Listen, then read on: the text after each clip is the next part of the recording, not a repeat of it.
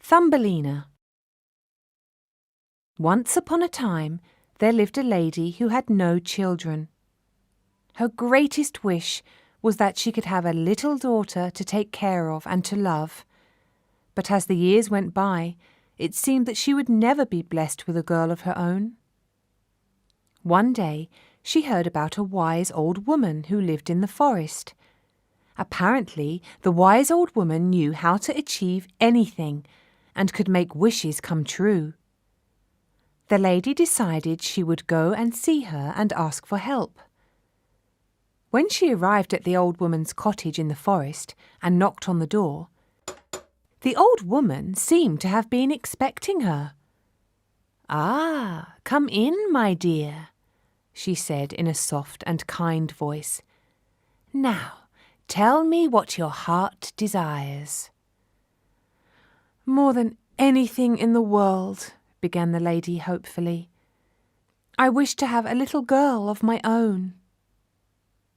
The wise old woman smiled and handed the lady a seed. "You are good and kind," she said gently, "and I know you will take care of this special seed. Go home and plant it in a pot. Whatever grows from the seed will be yours to love." The lady was puzzled, but did what the wise old woman said and went home to plant the seed. Weeks went by, and the seed began to grow into a lush green plant. Then, gradually, a beautiful yellow flower began to grow from the plant. It grew until it had a strong stem and many velvety soft petals. Then finally, one day, the yellow flower opened, and sitting inside it was a beautiful and tiny little girl. The little girl was no bigger than a thumb, and so the lady named her Thumbelina. Thumbelina lived happily with the lady. She had half a walnut shell for a bed, with rose petals for sheets and pillows. She would sometimes stay inside the house to play and talk to the lady, but most of the time she preferred to be amongst the flowers in the garden. Thumbelina loved the nature in the world around her, and would marvel at the butterflies fluttering around the flowers and the birds singing in the trees. When she watched the swallows swooping and flying in the air, she secretly hoped that one day she might be able to fly too.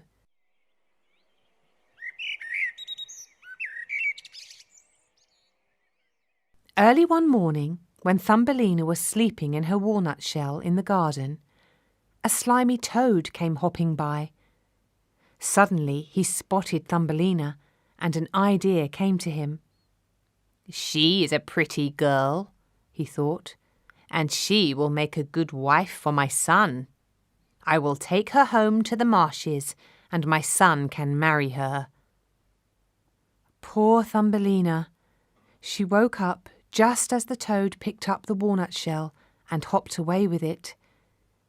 When they reached the marshes, the toad placed the walnut shell on top of a lily pad surrounded by water. Then he hopped away to find his son. Thumbelina could not swim and was surrounded by water, which meant that she could not escape. Shocked at being taken from her home so suddenly, and frightened about what was to become of her, Thumbelina began to cry.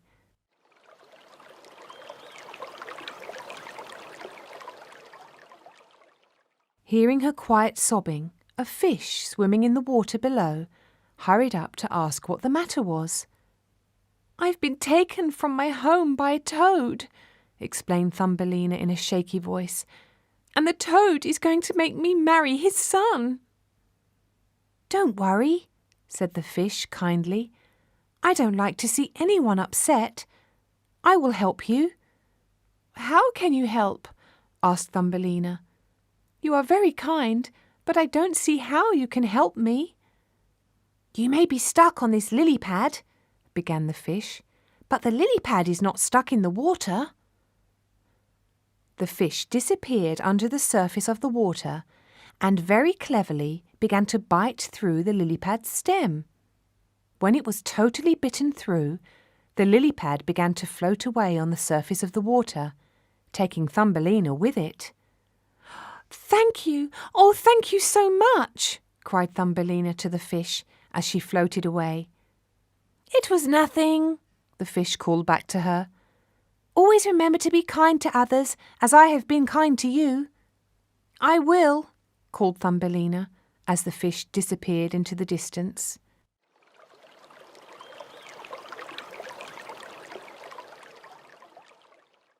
Thumbelina floated downstream until the water had carried her a long way from the marshes and the toad. When the lily pad finally touched land at the edge of the stream, Thumbelina climbed out and looked around her.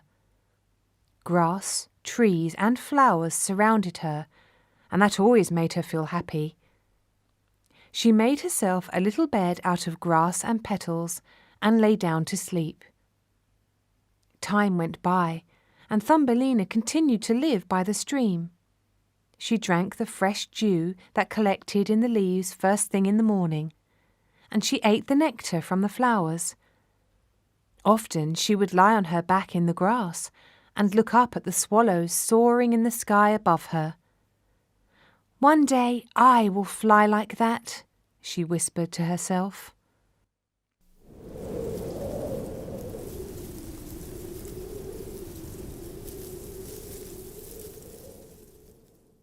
Winter began, and Thumbelina began to feel cold and hungry. She could find no food or drink, and the ground was frozen and hard. One day, as she was shivering under a leaf, a field mouse passed by and noticed her curled up on the ground.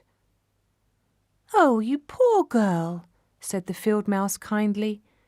"You can't stay out here on your own. Come and stay with me in my little house." Thumbelina went gratefully with the field mouse to her little home underneath the bushes. It was warm and cosy, and Thumbelina was very grateful for the hot food that the field mouse gave her. "You must let me do something for you in return," said Thumbelina. "I will help you to cook and clean the house." So Thumbelina stayed with the field mouse all through the winter and helped her with all the jobs around the house. The field mouse was friends with a mole who lived under the ground near her house. One day, as spring was approaching, the field mouse suggested to Thumbelina that she might marry the mole. "He will make a good husband for you and always take care of you," said the field mouse. "You should marry him in the spring." Thumbelina was upset. She did not want to marry the mole, for that would mean she would have to live underground forever. But she did not want to disappoint the field mouse who had been so kind to her.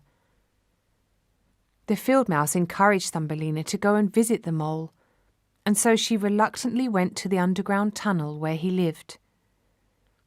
When Thumbelina reached the opening of the tunnel, she was shocked to find a bird lying wounded on the ground. As she went closer, she realized that the bird was a swallow and that he was dying. Tears came to Thumbelina's eyes as she forgot about her own troubles and thought about the swallow.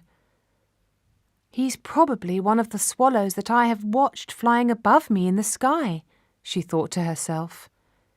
"I must look after him and try to make him well again." Every day from then on, Thumbelina cared for the bird and took him food and water. Gradually, as the days began to get warmer, the swallow began to get stronger. Thumbelina was so happy that the swallow was recovering, but as each day passed and spring approached, Thumbelina knew that the time was coming when she would have to marry the mole. Finally, one bright, warm morning, the swallow stretched his wings and announced that he was ready to fly away. "Thank you, dear Thumbelina, for all your kindness," he said with gratitude. "I will never forget you and all you have done for me. I hope we can always be friends." Thumbelina could not bear to hear the swallow's kind words and turned her head away as tears welled up in her eyes. "Why, Thumbelina, what is the matter?" asked the swallow with concern. "I will not be able to be friends with you, swallow," whispered Thumbelina tearfully. "You see, I must marry the mole and live underground. I will never see the sunshine again." The swallow shook his head and walked up to Thumbelina. "That will not happen, my sweet Thumbelina," he said gently. "You showed me kindness when I was most in need, and now I shall do the same for you." Before she even knew what was happening, the swallow pushed her onto his back and flew high into the air, leaving the underground tunnel behind them. Thumbelina gasped in amazement and delight. "Oh, I am flying!" she cried. "At last, I am truly flying!" Thumbelina felt as though she was leaving all her cares and worries behind her, and her heart soared with relief as they flew far away. "Where are we going, Swallow?" asked Thumbelina after they had flown for many hours. "To a different country, where it is always warm," replied the swallow, and he continued flying until at last they arrived at their destination.